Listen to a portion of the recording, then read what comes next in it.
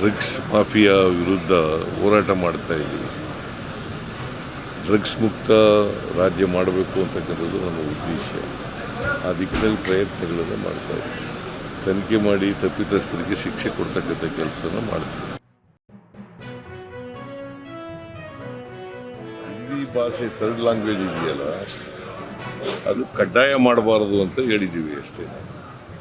ಈಗ 625 ಮಾರ್ಕ್ಸ್ ಇದೆಯಲ್ಲ, ಅದು ಕಡ್ಡಾಯ ಇತ್ತು. 100 ಮಾರ್ಕ್ಸು ಥರ್ಡ್ ಲ್ಯಾಂಗ್ವೇಜ್ ಇತ್ತು, ಅದನ್ನು ಕಡ್ಡಾಯ ಮಾಡಬಾರ್ದು ಅಂತ ಮಾಡಿದ್ದೀವಿ. ಸರ್ಕಾರ ತೀರ್ಮಾನ ಮಾಡಿದೆ. ಹೀಗೆ ವಿರೋಧ ಮಾಡೋರು ಇರ್ತಾರೆ, ಸ್ವಾಗತ ಮಾಡೋರು ಇರ್ತಾರೆ. ಎಲ್ಲರ 100% ಒಪ್ಪಿಗೆ ಮಾಡ್ಕೊಳ್ಳೋರು ಯಾವುದೂ ಇರೋದಿಲ್ಲ. ನೋಡೋಣ, ನಾವು ಈ ತೀರ್ಮಾನ ಮಾಡಿದ್ವಿ. ಹಿಂದಿ ಭಾಷೆ ಕಲಿಬಾರ್ದು ಅಂತ ಏನಿಲ್ಲ, ಬಟ್ ಪರೀಕ್ಷೆ ಕಡ್ಡಾಯ ಆಗಬಾರ್ದು ಅನ್ನೋದಷ್ಟೇ.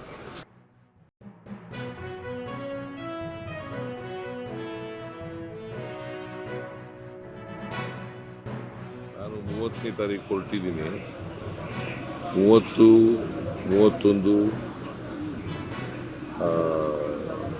ಬಾಗಲಕೋಟೆ, 1, 2 ದಾವಣಗೆರೆ,